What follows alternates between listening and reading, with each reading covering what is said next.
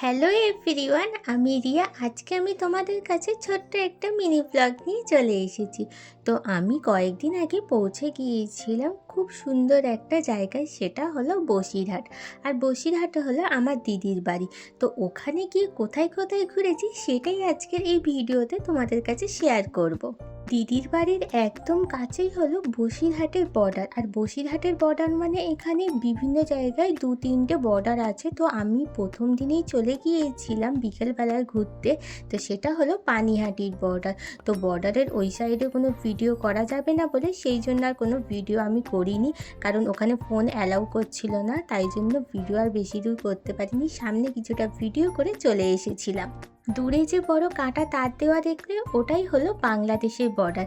আর মাঝখানে আছে একটা খাল, যার এই পাশে হলো ইন্ডিয়া আর ওই পাশে হলো বাংলাদেশের বর্ডার। আর খালে আছে অনেক জল, কারণ হলো এখন বর্ষাকাল চলছিল, সেই জন্য প্রচুর জল বয়ে যাচ্ছিল।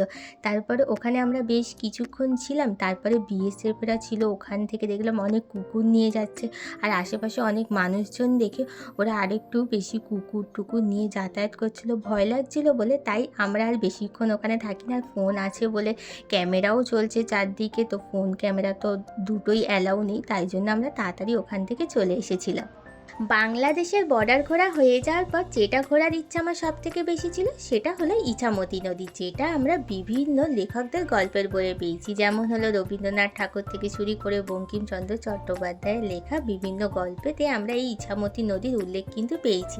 আমার দিদির ছেলে বলল বিকালে সূর্যাস্তের সময় গেলে নাকি বেশ ভালো লাগবে। বিকালে সূর্যাস্তটা নদীর পাড়ে বসে সময় কাটাতে বেশ ভালো লাগলো। নদী দেখা হয়ে যাওয়ার পর চলে আসলাম বাড়ির দিকে। তারপর সন্ধেবেলায় চলে গেলাম কাছাকাছি একটা মিষ্টির দোকানে। আর এখানকার মিষ্টি বললাম না আগেই ফেমাস, তো এখান থেকে নিয়ে নিলাম চমচম আর মাখা সন্দেশ।